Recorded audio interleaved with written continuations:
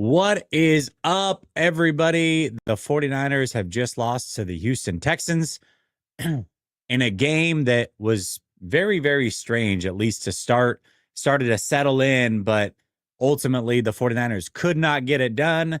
Dave and I are here, or David and I. Gosh, I get Dave and David mixed up. We were all hanging out last week. It was really hard for me. Anyways, David and I will break it all down next.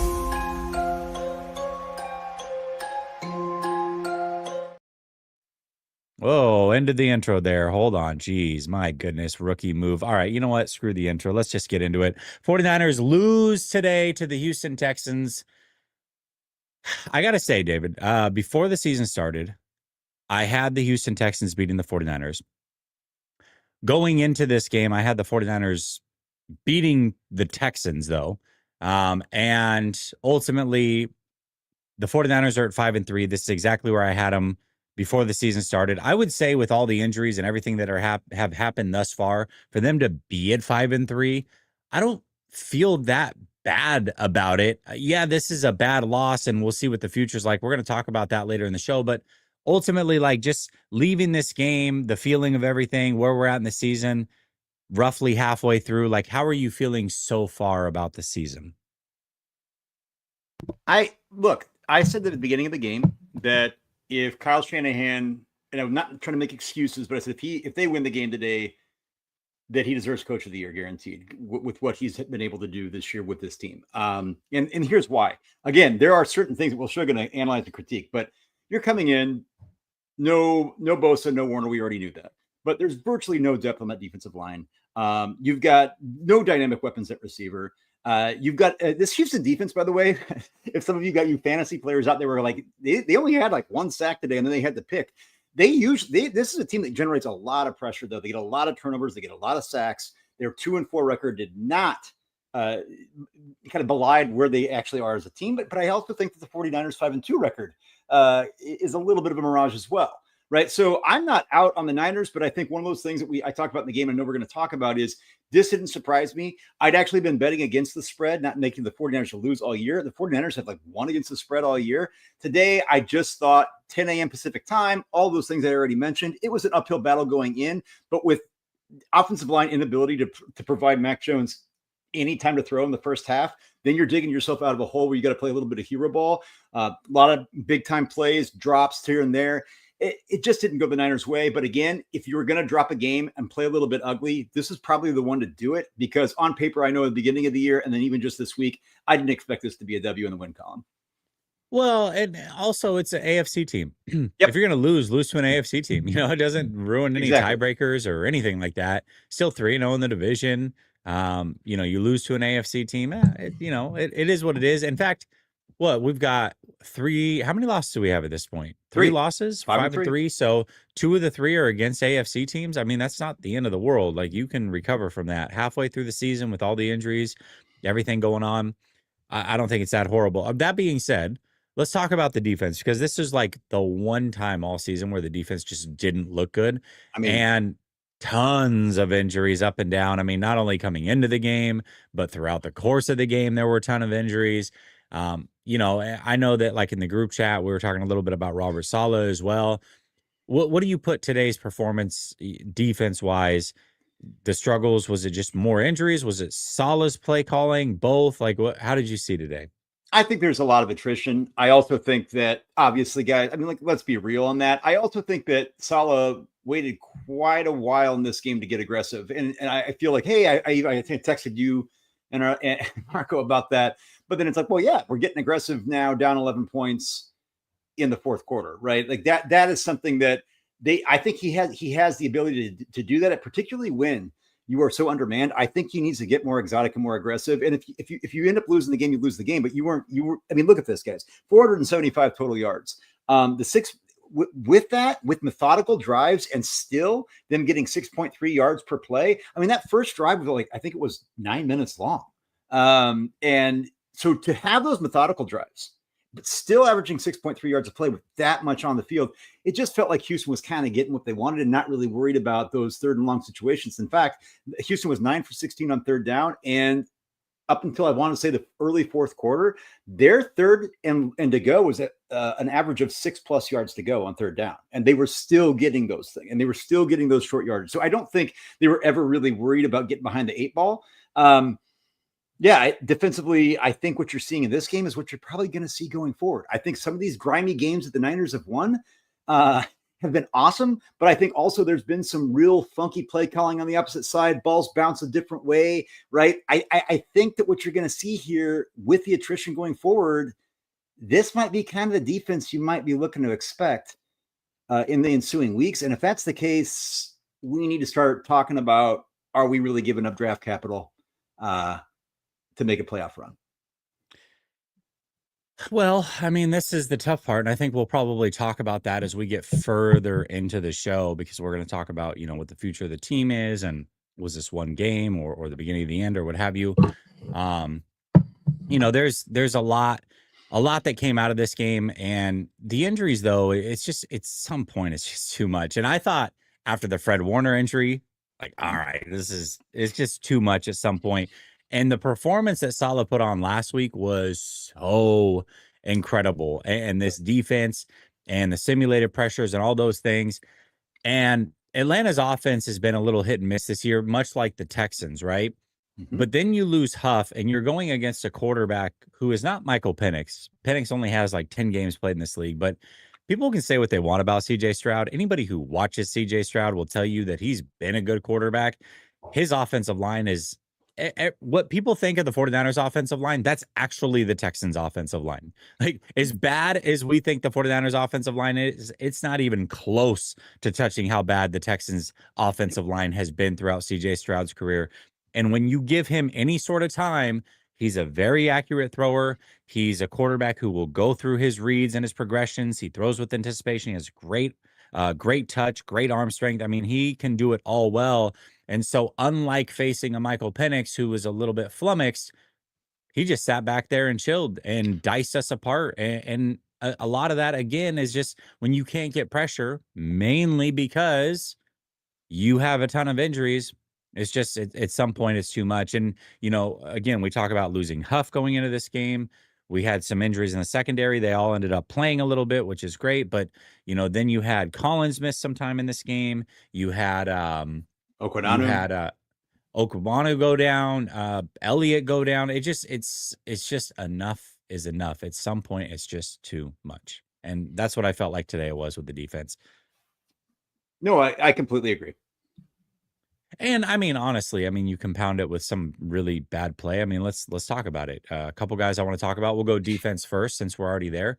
Upton Stout, man, absolutely struggled today. One of the things that's happened throughout the course of this season or leading up to the season is that Upton Stout, as a rookie where he was drafted, a little bit of roster politics. I felt like Lucas was every bit as good as him, if not a little bit better. And Upton Stout got the job. He's had the job every time he's been healthy. Today he really struggled, and it was all over the place, man. It was in coverage, it was missed tackles, it was not containing the edge. It was on display quite a bit. I think Upton Stout's going to be a pretty good player. I really do. I'm not trying to bag on Upton Stout. It's hard knowing that we have a guy like Chase Lucas like in the wings that has done nothing but play really good football, and Upton Stout's just out there making mistake after mistake after mistake. But what we saw too is that when Upton Stout is forced to play outside the numbers, when Upton Stout is forced to, or at least even have to, with a disguise of like defending routes outside the numbers, he really struggles. There was one, Jalen Knoll. He was one guy in the draft. He put Stout on skates at least 3 times today. Not all of those were completions or even targets. He's a young player, right? And I think Knoll's a phenomenal player. I think Knoll's one of the most underrated rookies in the league. But Stout, I think when you're seeing him having to go outside, that's what scares me. And I think teams are really putting him in a position where they put him in a blender where he has to make those plays. And that's where his size also can become an issue. And I think that, I know you talk about roster politics, Jess, but like Nick Martin, I think, and maybe I'm wrong on this, Nick Martin healthy scratch today, or was he was active today, actually? Yeah, he wasn't inactive. He wasn't on the inactive list. So no. He's active, didn't play. third round pick. So that's what's kind of confusing. It's like, okay, yeah, you're thinking, hey, is it roster politics? But I don't know. Like, I feel so. I think going forward, there's also some confusion. Like Diamador Lenore had an up and down game, and Diamador Lenore's had an up and down season. I don't understand. I think fans they're looking at the name on the back of the jersey and they're getting the hype. Like this secondary is just not that good. Tig Brown, complete liability in coverage, and Lenore. There's a couple boneheaded mistakes, a couple missed tackles, even on the gifted interception where Stroud's just basically arm punting and trying to make something happen and overthrows it. It's the gaps where you don't have the clock awareness to think about getting your team a position to put points on the board before the half. It just and look, so if you don't have edge depth with YGM out, with Bryce Huff out, if you've got attrition on the defensive line. If D Winter's out now, I don't know if he's going to be coming back. If that's the case, and you're going to lean on your secondary to make that happen, and you can't count on them to make hits in the backfield or have discipline, I fear that this defense is going to get more exposed for what they should be, which is a skeleton crew. Yeah, listen, guys, in the chat, we're all 49er fans here. There's difference of opinion. Quit talking like you're meeting up with anybody. First of all, Dave's 6'7" in real life. Like, if that's really what you want to deal with, then go figure that out. But like, leave my mods alone. Just let them. If they have their opinions, like you have your opinions, there's no need to get personal. That goes both ways. Chill out in the chat. All time people out, kick them out. I don't care. I don't want an atmosphere where people feel like my chat is so toxic that they don't want to be involved. So chill out. All right. So listen. Another player that I want to talk about that really struggled today was Juwan Jennings. Oh my gosh, man. I mean, it started out early with him. He had the penalty, the face mask on the Mac Jones run. He had the 45-yard dropped pass. Juwan Jennings we saw it. We were live in Tampa with Dave, actually. We were live in Tampa. And when he threw that fit on the sideline, started demanding the ball, had the dumb penalty that took points off the board. And then today, once again, he's doing this thing again. It's just the contract thing seems to have gotten in his head to me. Like he's out there trying to do too much. He's trying to like ramp up what he already brings to the table. Like he already brings physicality, but then he's face masking or throwing guys to the ground and getting dumb penalties. He's the possession guy, but he's trying to overplay balls and make plays that he's just not capable of. Juwan Jennings right now feels more like a liability than an asset at this point to me. So here's the thing. Jennings, one of the biggest plays of the game, because we always talk about people focus on perseverate on fourth quarter. Like we're going to talk about that throw to Mac Jones, even at the end of that game. Not a great throw there, but he's trusting his receiver to be in a 50-50 ball. I tweeted out live, not a great throw by Mac, but it's into the game. You're inside 2 minutes. You put the ball in the end zone. You put up for a 50-50. Juwan Jennings is supposed to be that dog. He's getting boxed out by a corner that he can't even get his hands up. And before that, Mac Jones, first quarter, one of the plays of the game. Mac Jones, for no pocket mobility, only got sacked twice today. A lot of that's because he's getting rid of the ball, making decisions early, and he's at underrated pocket mobility. My guy Jordan Elliott had Splash Cousin. We talked about this going into the draft. He has a really pretty innate ability to kind of slide out of situations and get positive yardage or throw it away. He did that all game today. And so, of course, he's not Brock Purdy, a 10-yard split. Shout out to David Lombardi. But Mac Jones makes that play. Juwan Jennings gets a face mask. That's a first down with Mac Jones' legs. No need for it to happen. He's already blocked him. He's out of bounds. It's almost as if, people are going to come at me in the comments. It's almost as if Jennings is like, man, I'm just going to do this. It's like he's got this instinct that like, I got to fight right now. Like I gotta make it. I gotta be a dog right now, so to speak. Right? I gotta live out like my aura. I gotta live out who I am, my persona on this team. And then you get down the field, an absolute dot, pressure in his face. Honestly, it's one of the best deep balls all year long. If Juwan Jennings actually has any juice whatsoever, he's not falling down while catching it either. He's running into the end zone. Right? Okay. Drop. Now, to Mac Jones' credit, he comes back down the field, makes the play, okay, and then Jauan Jennings makes the catch, a routine catch, by the way, on a laser dot throw by Mac Jones. Before that, though, at the half, George Kittle makes the amazing throw on pinpoint precision placement from Mac Jones. The play before that, 2 plays before that, Jauan Jennings drops a dot that would have made it 1st and goal inside the 5. You can't throw this man a parade for making 1 catch, right? Yeah. He literally did. At some point, at what point does the Rams game from last year not gonna be what you can hang your hat on? Yeah. I mean, I think it's tough, right? Because it's like, it's so funny. People are like, "Well, just trade him for Kayvon Thibodeau." It's like, you're not getting Kayvon Thibodeau for Jauan Jennings. Like, stop. Like, this is not. They wouldn't get a 6th round pick for Jauan Jennings. They wouldn't get a 6th. I'm telling you guys right now, he is not worth a 6th round pick. What team is going to? You don't think so? I think they can get a 6th. No. But it would be a rental for the rest of the year. They're not paying him. No way. For what? What team does Jauan Jennings go on and usurp somebody else? Like what team that would want to make a move that puts themselves in a position of being a contender, that would find themselves saying, yeah, Jauan Jennings is that guy. He can't run. He can't get separation. He can't get off the ground. He can't jump. He can get a lot of penalties. He can get a lot of fights. He can say he has 5 broken ribs, which is about humanly impossible to even think about playing with. I'm trying to think of who. Patriots, maybe. This is what Steelers, Patriots, maybe.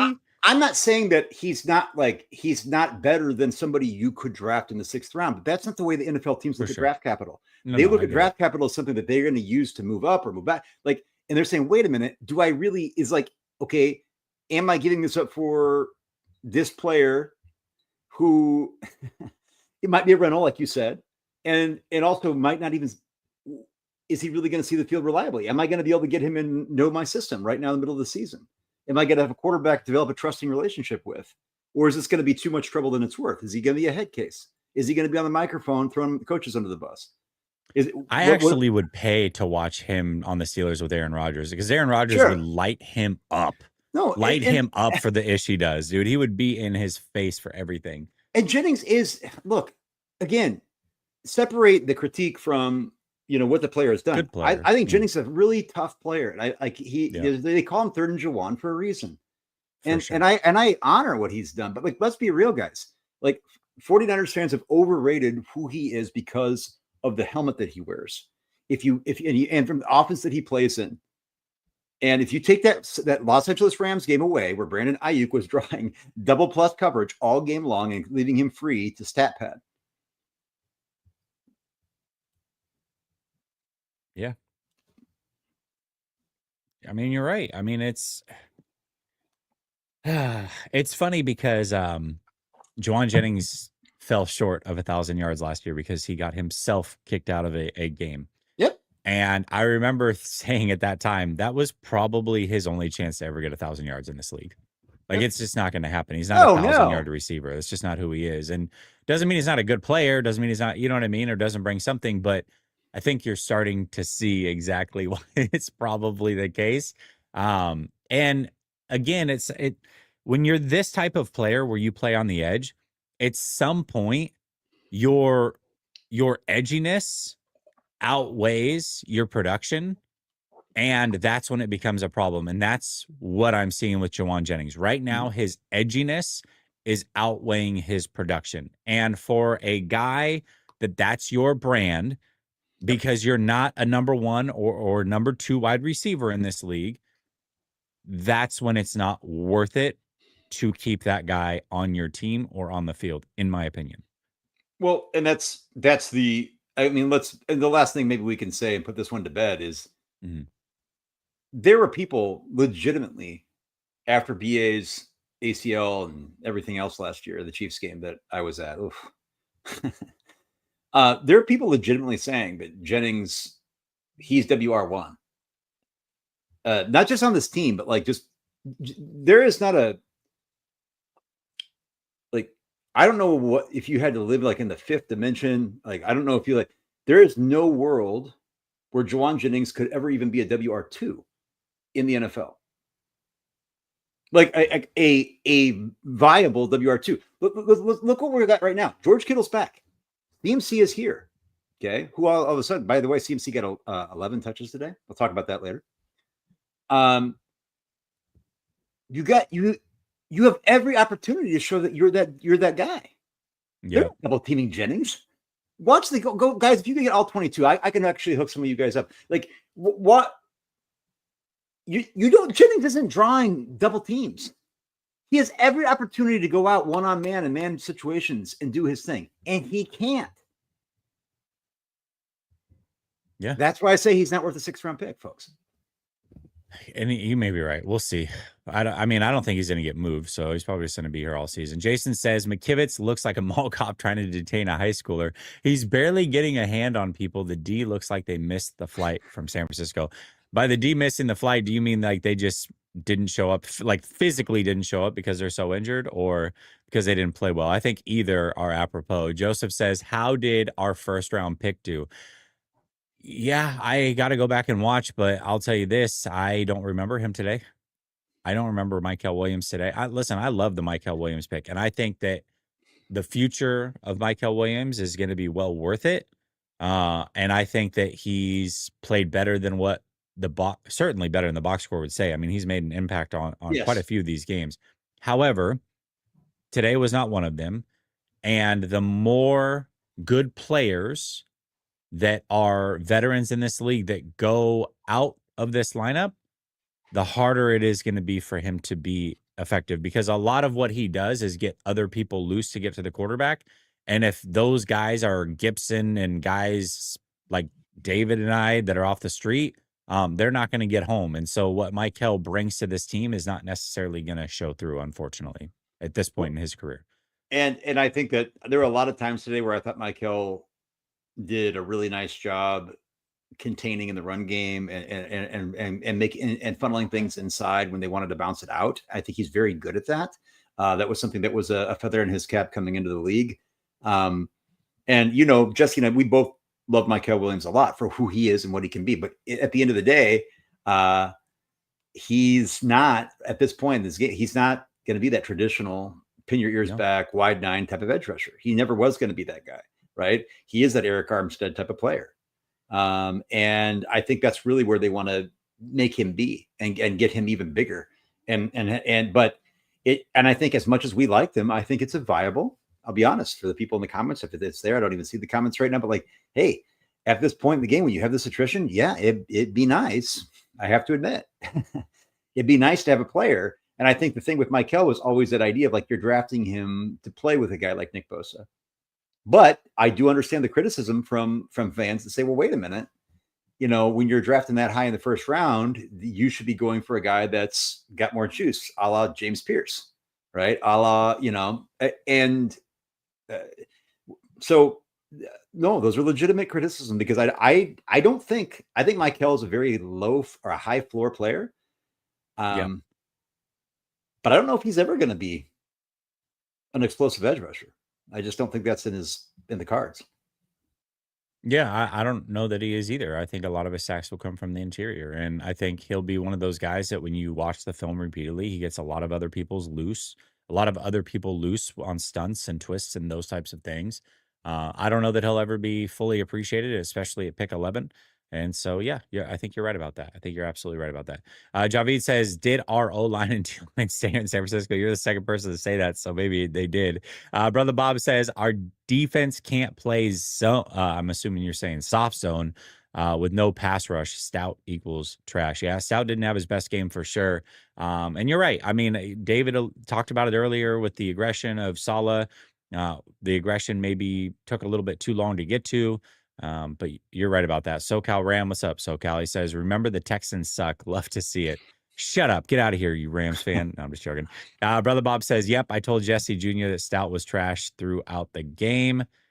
I asked, who's Jesse Jr., by the way? He says, I asked Jesse Jr. why not to feature Bourne more, Who is Jesse Jr.? My gosh. Well, Bourne not has me. two. Not me. No, it's not. Bourne has 2 All-Pro games, and we featured Juwan Jennings. Trash. Yeah, No, Bourne's fool's gold too. I'm gonna talk about Bourne for a second. Like, guys, like there's a little fool's gold with that too. Like, No, we lost your camera. I'm sorry. I'll figure it out. I'll unmute myself. All right, sounds good. All right. All right. Cryptic says, we just got beat on all sides of the ball. We started getting some a little too late. D did what they could. It's all about learning. The lack of pass rush really started to hurt. Yeah, and that's a problem. That's going to be a problem going forward. We'll see. Luckily, they're playing a banged up Giants team next, so we'll see.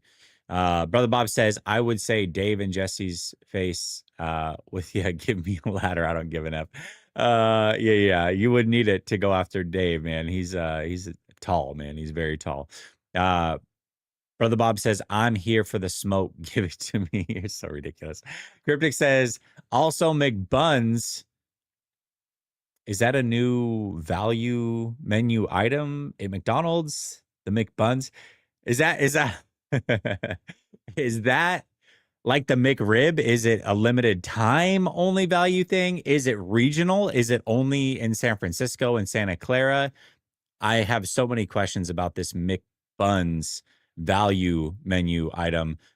We gave an extension to, huh? Yeah. Hey, you wanted to talk about Kendrick Bourne, David. I don't know if you're in a good spot now to talk about him, but can you hear me now? Yeah, we got you. Okay, good. Sorry, my camera went on the fritz there. Yeah, Kendrick Bourne, that's KB is the topic. Yeah, well, that was the question that was asked when your camera went on the fritz. Was he was talking about not featuring KB when we had, instead we were featuring Juwan Jennings. Look.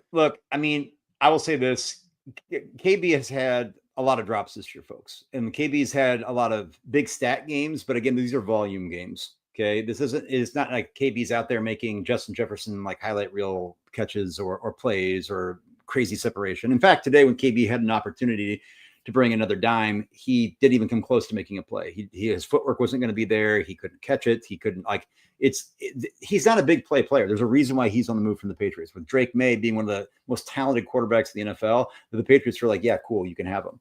Okay, so KB is not going to be featured. Like Kendrick Bourne would not be a WR3 on any other NFL team. Okay, just like Juwan Jennings would be a WR2. Like this receiving core is not good. Like, to be fair, it's bad.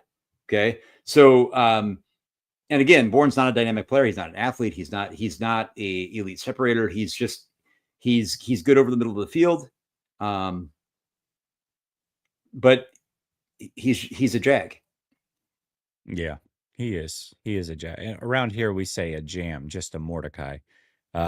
That's shout out to Coach. He said just a Mordecai once, and we've ran with. Hey! Don't tell that. Don't tell that to Larry Krueger. Vito, yeah, he was a Mordecai guy for sure. Vito Burrito says, I feel a trade coming this week for a D lineman. Maybe, I don't know that they should. A small trade. A small. Is that a segue? Sure. Is that a segue into that topic? Let's talk. No, we can talk. Yeah, let's talk about it. What do you think? I mean, guys, okay. So 475 total yards. Again, this Houston offense has not been great this year. They are definitely picking things up. There is so much attrition on this defense. It's understandable why and it's commendable how well they played despite that attrition. But going forward with the abuse of the ensuing games coming up of this 17-game NFL season, what play are you going to make? The Bengals are still competitive right now. The Bengals they're trying to Henderson win games. Got hurt again today. He got hurt again today. Hip and pointer. he's an aging vet, right? Yeah. Like Max Crosby, the Raiders aren't dealing with the 49ers. You're not going to get Max Crosby. It's never going to happen. So who are you going to get? Like we talked about Jermaine Johnson or Will McDonald for the Jets won today, right? I mean, I think they're going to be one of those situations where they're not going to do anything in the playoffs. But why would they? Why would you give up? And what are you going to get for? I mean, are these guys really going to move the needle for this defense? Like D Winters is out. I don't know how long he's out. Okay, this linebacking core is. I mean, right? Did now Winters came back, I thought, in No, that game. I don't think. No, I don't think he did. I thought he did. I could be mistaken. Maybe I'm tripping. So Alfred many guys Collins came back in. came back. I know that. I thought Winters Jordan came Elliott. back. I don't think Winters came back in the game, and No. so we could double check that. But the bottom line is, when you're making a move that could be temporary, and you're giving up future draft cap, I'm not even so much worried. Is this team actually going to be a contender? That is the question. And people could say anything can happen. No, it really can't. Like anything can't really happen. Like there still have to. If you say anything can happen, like a team like what you saw today, can this team, with the addition of like a Jermaine Johnson, for instance, okay, that would be enough to put them over the edge. Now they said, "Hey, Brandon Ayuk's coming back. Hey, Ricky Pearsall's coming back. When's Ricky coming back? How are we sure he's staying healthy? It was an issue in college. It's an issue in the NFL. BA, what's going on with BA? Like this idea that we think like everything's just going to be like, how is that going to solve the problem on defense? And how's like one kind of, I don't know, second tier edge rusher? Because that's what you're going to get. You're not getting a blue chip edge rusher. And if you want to trade for a blue chip edge rusher, that means you're giving up what, a second round pick minimum on a team that you want to try to have capital going forward, and then thinking that this team in January of 26 is going to be like, oh, we're going to be movers and shakers. I just don't buy that, guys. Like I think that's one of those the calculus that you have to play when you're in the front office. And I get not wanting to give up on the season, but I don't think that it's like ipso facto you're giving up on the season just because you don't make a move that gives up draft capital for a hamster wheel move.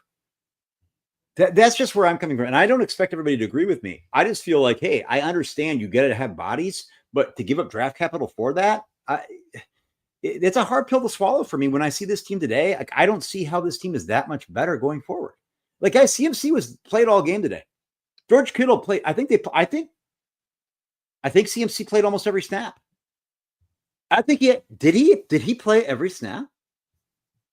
Did Brian Robinson CMC? No. He definitely came out. I remember him after he'd gotten a run and then a catch. He pulled himself out. I don't know. Nobody got a carry. I don't think anybody else got a carry. Mac Jones had 2 carries, scrambles for 23 yards. But he definitely pulled himself out. I remember one sequence in particular where he had ran the ball and then he caught a pass and he pulled himself. He had 3 catches on 6 targets today. The only other backfield member to get a target was Kyle Juszczyk. He had 2, had 1 catch for 4 yards. Essential Cabo Boy for this team's success. So we had a grand total of 12 touches for anybody in the backfield for the 49ers today. 12 touches total. Now I'm talking about, and if you include targets, we have 16 targets combined targets and touches for backfield members. And it was not like the Houston Texans were up by 30 points all game. Okay. No. So, and by the way, 3.1 yards a carry for Christian McCaffrey again. Does that number sound familiar? Sounds really familiar. I remember last week I was getting victory lapped after 6 games of 3.1 yards per carry, and then 1 good game, and then today 3.1 yards per carry. But anyways, I digress. Yeah. Miguel says that first round we wasted on Ricky Glass Pearsall could have been better spent on a D-end linebacker or O lineman we desperately need. Yeah, I mean, the thing, going back to the draft, first of all, I think 2 things can be true. Ricky Pearsall is clearly a talented player. David actually called it out. He put us on as soon as he was drafted. He's like, guys, I'm telling you, he's extremely talented, whatever. Mm-hmm. My issue with Ricky Pearsall, and I'm going to reiterate it again, was twofold. One, he was an older player. So by the time that his rookie contract was up, he'll be 29 years old. That's usually not a guy you pay on a second contract. So as a first round pick, you're probably not getting a second contract out of him. It was issue number 1. Issue number 2 was I felt like against press man, and to be fair, some of the film that gave me that opinion was against Kamari Lassiter, who's an absolute dog for the Texans, by the way, who shut him down every time he went man press against him. And it wasn't just man, it was press man. I felt like in order for Ricky to be effective, you have to move him around the line of scrimmage. I still feel that way, by the way. He can do fine in man. It's just that press man off the line of scrimmage, I feel like he struggles with still a little bit. But that doesn't mean you can't be a productive player in this league. But he was never going to be a true X. So then now you compound that with injuries and you have yourselves a bit of a problem. I think regardless of what you think of Ricky, again, I think he's a fine player. It sucks he got shot last year. All those things are true. He wasn't worth a first round pick. He just wasn't. And you got guys like Ladd McConkey out there who have been extremely healthy, been way more effective, just simply been a better player, a more reliable player that was drafted after him. And there's multiple players that you, not just at the wide receiver position, that you can go down the list and say the same thing for. I just felt like it was a bit rich. And again, this comes down to what the 49ers tend to do a lot, where they find guys that are talented, but they overdraft them. Nick Martin, those types of players. So to me, it's like Upton Stout. I don't know. Yeah, Stout. Another example. Jake Moody, Cam Latu, Tig Brown. Right. What? Again, some of these players aren't bad players, but it's where you're drafted and where you could have been drafted. If Ricky Pearsall was taken with the second round pick, phenomenal, right? But when you're in the first round, man, you gotta do a little bit of everything. And this is the same thing that Michael Williams is falling victim to right now. And I understand it. I get it. So yeah, right now it does seem like a reach of a draft pick, and it kind of has always felt that way. So let's see. We've got Brother Bob says Jesse Jr. equals MMK. It's kind of obvious, bro. Oh, because of the dude on the internet. I got you. 808 Niner says this D is so vanilla. The soft zone is going to get shredded. Just play man and blitz from now on because they can't rally to stop guys. Too many missed tackles. This is a great comment from the standpoint of I said the way I was going to judge Robert Saleh going forward. So after the Bucs game was not with how well the defense plays. It was the style in which they play. And I wanted to see Robert Saleh be very aggressive. I wanted to see him confuse offenses. I did not want to see him sit back in soft zones and rush for. And I felt like last week he did what I was asking for beautifully. I think at times he did that beautifully tonight or today, but there were times where it was very soft and it was an issue. And I think it did take him a while to get into some of the more exotic defenses. And I think that it worked a little bit better as the game went along. But yeah, I think that, to be honest, guys, I think Robert Saleh has the job he's been asked to do with the skeleton crew that he's working with is a lot. And on top of what you're seeing with the offense, who, again, what Mac Jones has been asked to do, what Kyle has been asked to do with an offense with the attrition that they've had is a lot. I still agree with that. Right. But at the end of the day, yeah, I think I agree with this comment. I mean, you do have to start dialing some stuff up and getting exotic and getting a little crazy, because I think today what you saw is this could be the norm. And I want to go back. I tweeted this out before the game, or actually during the game. These grimy games that the 49ers have won, absolutely 100% awesome. I had a lot of Niners fans talk about the reason why the Niners didn't win the Super Bowl is because of luck. Okay. But nobody wants to talk about how this spate of close games the Niners have found themselves on the positive end of the ledger, how that also doesn't involve a little bit of fortuitous, just, like it's some of these games have just been basically a flip of the coin. And so this team is 5-3. They could easily be 2-6, folks. Like, if you go back, I don't have to walk you through all those games. You can do it yourself. Like this team legitimately, like, it wouldn't even be like, oh man, this is just no. And you would be, if you said they were 2-6, like, that sucks. They could have been better. Sure. Right. But let's say this team is closer to 3-5 than they are to 5-3. Okay. The way that they've been playing. And I think that you're going to see that going forward a little bit. Now they're going to win some games, and they're going to, and I hope they bounce back. And I think they're going to fight next week in New York. But again, it's another 10 a.m. start. I do not know what the Niners' plans are with travel. I think they're actually going back to the Bay. So you're going to have another East Coast game. It's going to be after daylight savings, so that'll help a little bit. They lost Cam Scatterboot today too. Yeah, I'll say that I'm not as. I mean, Cam Scatterboot. Hope you get better. I think Cam Scatterboot is I think there's a lot of hype around Cam Scatterboot. Again on volume, and I think that Tyrone Tracy is actually a really good player. I do too. I just think culture-wise, that was a big loss for them because they're trying to build something with him and Dart. I felt it at least when I watched them. Like, man, those two were a big culture thing for them. You know what I mean? No, truly, and I think that's going to take the wind out of their sails a little bit. So they're going to, but I just think maybe they get one for the Gipper. You know? Yeah, I know. Hey, this Giants team is not a slouch, and I think that the overarching point that I want to get back to is that defensively, I think what you're seeing here today. I'm not saying that's going to be the norm completely, where you're giving up almost 500 yards a game, but no. I do think it's closer to the reality. And I don't think that's a hot take, guys, because again, you look at all the attrition on top of it. It's just what it is. Like you can't expect the 49ers to keep pulling rabbits out of the hat. That's my point. Like this idea of being 5-2 was a mirage. Now, I'm not saying that they can't get in the playoffs. I can't say they're not going to be able to win games. For sure. But this idea like that this is like a world beater that's going into the playoffs, like this is not who they are. And understandably. So I'm not piling on the Niners here. I'm just saying, like, I think it's time to maybe think like, hey, this is a middle of the road team. And so going back to the draft capital stuff, like I don't know if we put Band-Aids on second to third tier edge rushers that are rentals and lose the ability to have draft capital that might be able to put this team in a position to have success in 2026, 2027 and beyond. I agree. Vito Bruto says, I got a trade. Brown and Stout for a new team doctor. Nice. Frisco Shill says time of possession 41-22 versus 18-38 Texans over the Niners, all due to the Niners being unable to get a first down. That's an offensive problem. Yeah, well, Juwan Jennings didn't help out, but I digress. I've got a comment here from Brother Bob that's going to kind of propel us into the next topic. But first, I want to get to our sponsor today, Sleeper.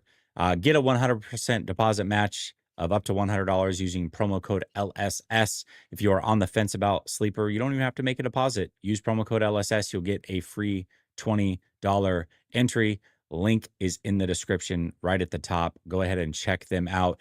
David and I are going to make some picks here on the Sunday Night Football game. So here we go. Aaron Rodgers, more or less on 222 and a half. Oh boy. Interesting number.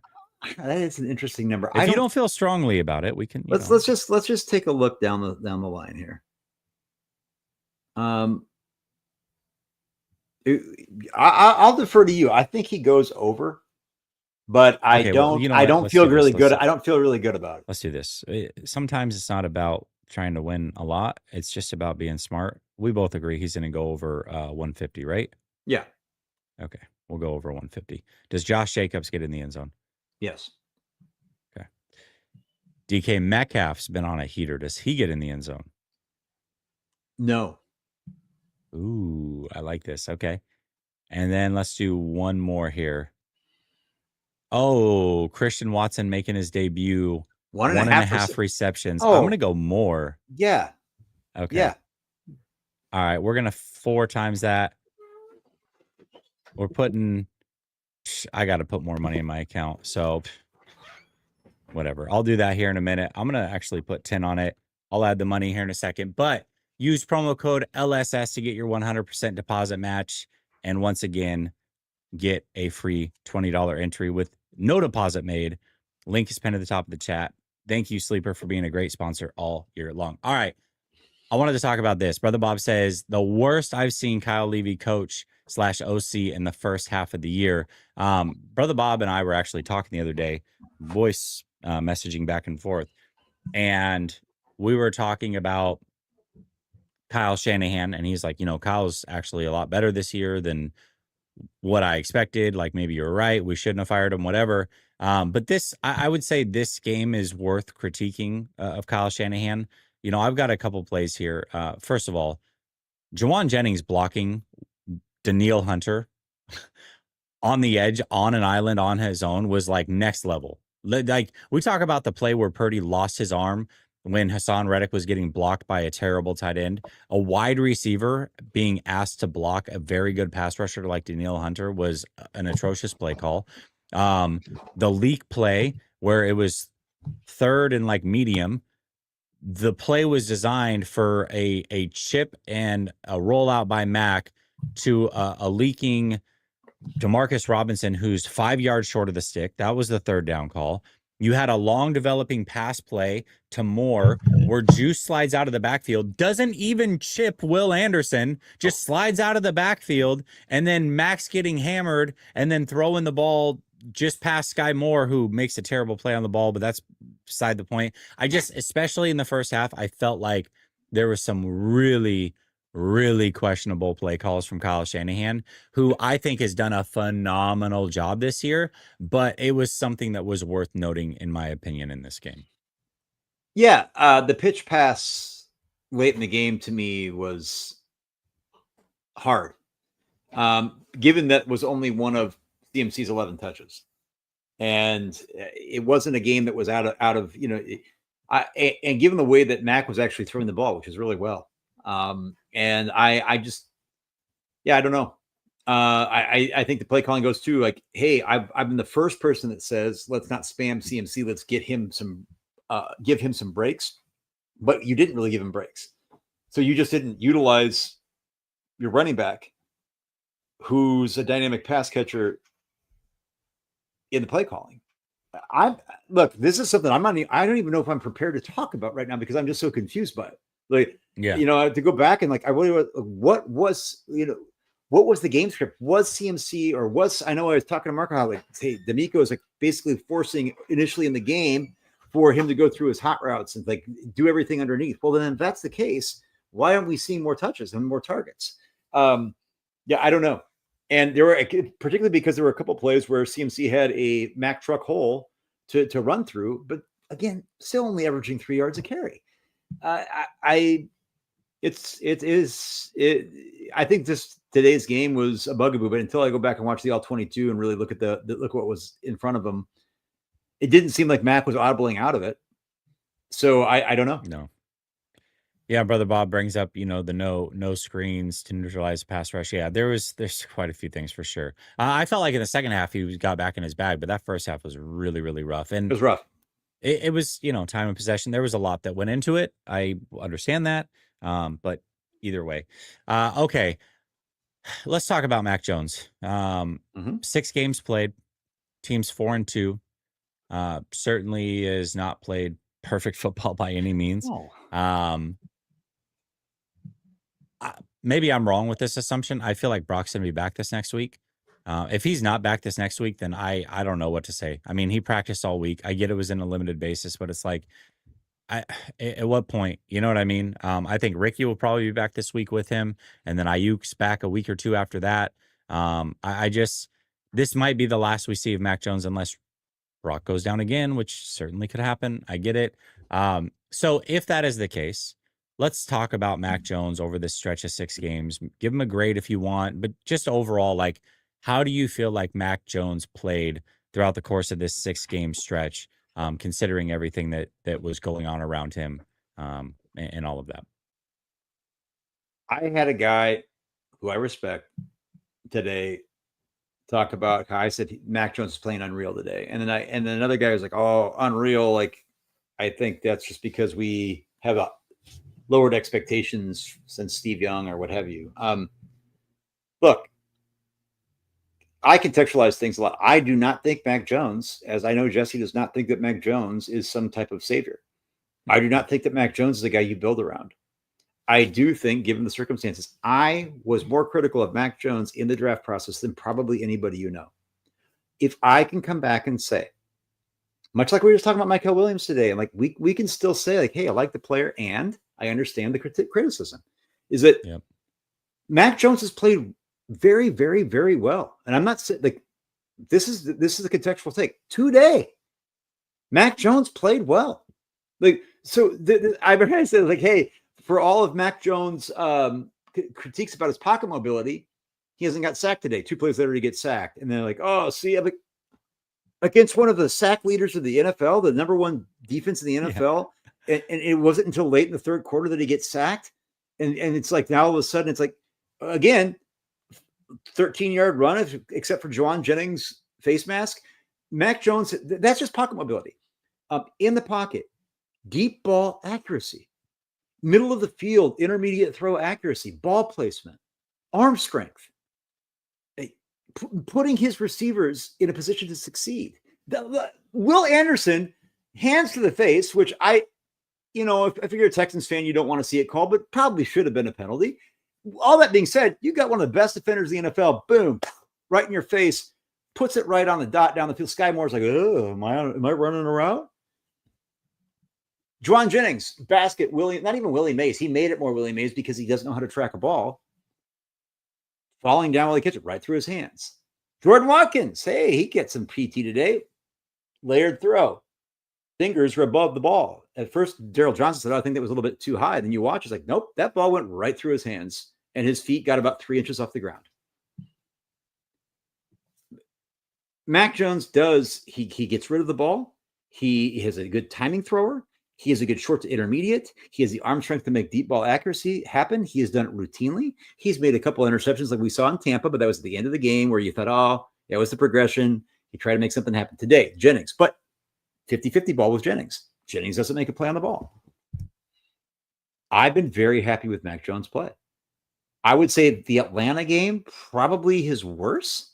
But one guy today said that today he played well, but it was 2 consecutive games of terrible play. Jesse and I were in Tampa.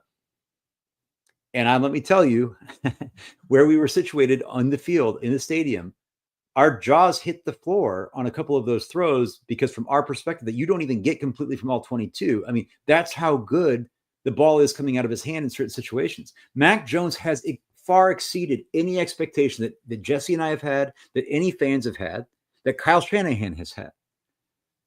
And he is playing really, really good football, given the circumstances. Not even given the circumstances. I feel confident that with Mac Jones had weapons back, that Mac Jones can play even better. I have confidence that Brock Purdy can play well with those weapons as well. But to me right now, in these situations, the idea that if you just think that Brock Purdy would have won this game. Remember, Mac Jones wasn't sacked until the third quarter. What does Brock Purdy like to do? Hold on to the ball. Do you think that Brock Purdy wouldn't have been sacked until the third quarter today just because he has more athleticism? No. And that's not even knocking Brock. Look, guys, Mac has played well enough. He's healthier than Brock. I would roll with Mac next week. Yeah, I mean, it's tough. What they should do, what they're gonna do, we'll see. I have a feeling that Brock will be back, but I've said that a couple times, so what do I know? But if this is the last that we see of Mac Jones, I will say, there's a lot of infighting within the fan base because people love their quarterbacks, especially Brock Purdy. My gosh, he can do no wrong. But ultimately, like, this season is long down the drain if they have a backup quarterback situation like they had last year. And that's just the facts. Your big name quarterback, your big paid quarterback goes down for 6 games. This season would be over without Mac Jones and what he's delivered with all the injuries around him, everything that he's had to deal with, his own injuries, mind you, his own injuries that he's fought through. We know that this offensive line isn't the best. Like, there's a lot that goes into it. And I think Mac Jones has played admirably. I definitely think that if Brock is fully healthy, he should be the starter. He's the guy that you paid. Sure. But I think also the fact that, to your point, both of us were not big Mac Jones guys coming out. And what's interesting is I always thought Mac Jones could play well on this offense, but at 3, it just you can't draft a guy like Mac Jones. You just couldn't do it. Now, maybe he was the best option, right, of all the guys that happened to be there. But that doesn't mean that he's worth the number 3 overall pick either. Like, both things can be true. But Mac Jones has really kind of just grown on me, not only as a player, but just as a personality. I think he's endearing. I think he's self-deprecating. I actually enjoy him quite a bit. I love his toughness. And I appreciate what he's done to keep this team afloat the best that he can, again, with all the circumstances that were at hand. And I, I would say the fact that people that love Brock Purdy so much, that feel so threatened by Mac Jones that they have to downplay what he does. They have to attack people for praising him. That should be all you need to know, that maybe, just maybe, you shouldn't have paid a guy that, quite frankly, is just simply not a special player. He's a good player. Brock Purdy is a good player. When everything's good around him, he can be a very good player. But And I believe only special quarterbacks should be paid that kind of money, and Brock does not fit that description. And again, if you feel the need to attack other people for their opinions, and downplay what Mac Jones has done, that means you feel threatened, and your guy just ain't as good as you think he is. That's the way that I see it. I think that we always have to evaluate players on who they are. All quarterbacks are put in positions where sometimes they're not playing with weapons, right? So let's be fair on that. We are. We have not seen Mac. We've seen Mac Jones play with CMC. We've seen Mac Jones play with George Kittle in a game where he wasn't even targeted, involved in the offense in the previous game against Atlanta. Yeah. One target behind the line of scrimmage. Yeah. Okay. So let's be real. He's not even put in a position where he's even like utilizing him in the offense in that way as a pass catcher. Yeah. Mac Jones has not played. Mac Jones didn't come after Trey Lance and Jimmy Garoppolo got hurt and go into a situation where you have the Ritz-Carlton at your fingertips. He's not put behind the wheel of a Maserati yet. Okay. We have seen Brock Purdy do that. And when Brock Purdy did that, clearly Brock Purdy played incredibly well. Brock Purdy is a good NFL quarterback, folks. Yep. Brock Purdy does, if fully healthy, absolutely 100% deserves to be the starter. 100%. If he's not fully healthy, and Mac Jones isn't fully healthy either. Okay. But what I've seen Mac Jones do under duress in situations, consistently come back in big positions. Yes. Has he turned the ball over? Of course. Right. We saw it's not a top 5 quarterback in the league. But in these situations, I will say this: the Tampa game, we're talking about a backup, by the way. Okay. Tampa game today, both times targeting Juwan Jennings. Okay. In those situations, in the game situations, down 8+ points, trying to make something happen, times you'd like to see a better decision. And this is why we probably aren't big Mac Jones fans going out of the draft. But guys, I remember week 1. I would have liked to see a lot better decisions from Brock Purdy when he almost threw not 3, not 4, but 5 interceptions. He was sacked, I think, twice in that game. Well, Mac Jones was sacked twice in this game. Why are we so...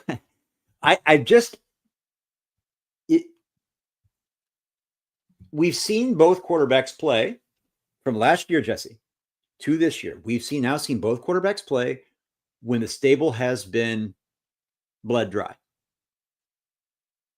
Who has played better? Not box score scout. Ding, ding, ding, ding, ding. Who has played better when the deck has been stacked against them? And if you can't even answer that, I think it has been Mac. But let's say it's a horse apiece.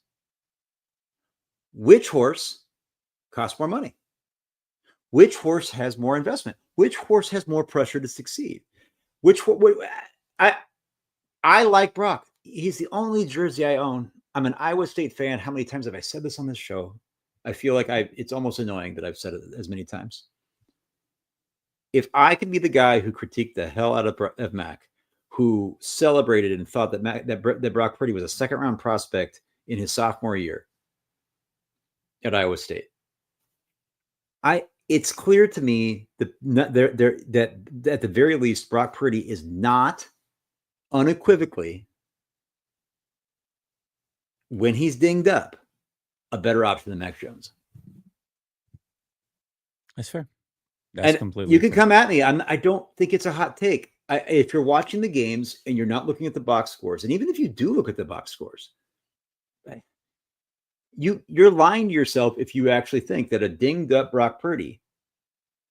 We've seen a dinged up Brock Purdy. We saw him play in Jacksonville against Jacksonville. Well, listen, coming out of that Jacksonville game, what did we hear? Fully healthy. He's hurt. 7 drops. What did Mac Jones deal with today? 6 drops and he's hurt. Yep. Do we not get to say the same thing then? I mean, you know what I mean? Like, all is fair in love and war. Like, if that's the if Brock gets that excuse, then Mac gets that excuse. Now, for me, I didn't make that excuse for Brock. I'm not going to make that excuse for Mac today. It just is what it is. Like, definitely not Mac's best game, but I think Mac did some good things for sure. And it sucks. It is what it is. What did Mac do today outside of the interception of Juwan Jennings? What was, if somebody could point this out to me, because I'm racking my brain. Listen, what did he do?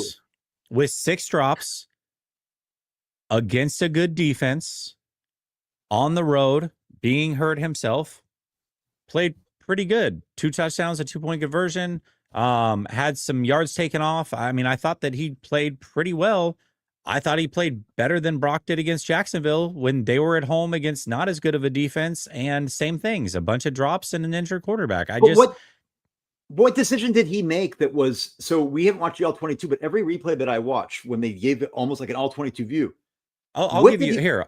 Okay. I'll play devil's advocate because this one was brought up to me on Twitter when I said hell of a throw by Mac and great ball tracking by Kittle. People were like, isn't that basically the same throw that Brock threw against Seattle in the back corner of the end zone? That was a touchdown to Tonjes. What's your answer to that? What do you think? No. And why not? Why not, David? So here, you're talking about the one where was it Woolen? Not yeah. We were talking about where Tariq Woolen was standing flat-footed, like a center fielder, and had the option to step in front of the receiver and just decided to stay back at the boundary.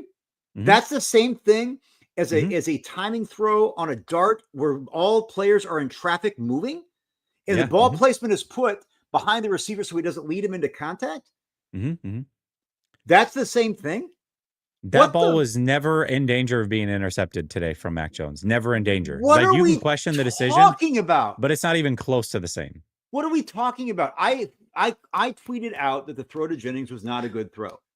I went back and looked at it. I still maintained it was not an ideal decision and it was not a good throw. But I also was to objectively say that Jennings also did not make a play on the ball. Now, I still blame Mac for it. I can do that.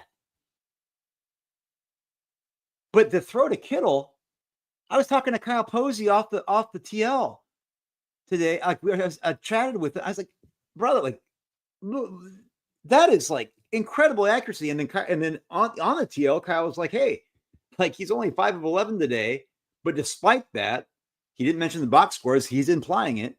His accuracy has been really good. So you go back to the first quarter, there were a lot of plays where he had to like make that decision because he's under duress right away. Guys in his lap right away. Pocket mobility would not have mattered because there's nowhere to go. And oftentimes the pocket mobility is stepping up in the pocket. You can't step up in a pocket that's crashed into your lap.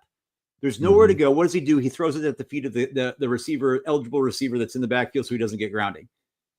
Well, what else are you supposed to do? Turn it over? Right. Like, I don't understand, aside from the Jennings interception at the end, which was, again, just trying to make something happen. I wish it wasn't being forced to Jennings. And I don't think I shouldn't blame Jennings for that. But like, this is what happens when that's your best option downfield. For sure. And so anyway, guys, I'm just, given what I've seen Mac play, here's a guy who could not stand Mac Jones. I said I wouldn't touch him with a 10-foot pole. I said those words. And I can unequivocally say that I have been very impressed with Mac Jones. Not just a little bit, like very impressed. Does that mean that I think he's a top 10 quarterback in the league? Hell no. He's not even the top 50, top 20 quarterback in the league.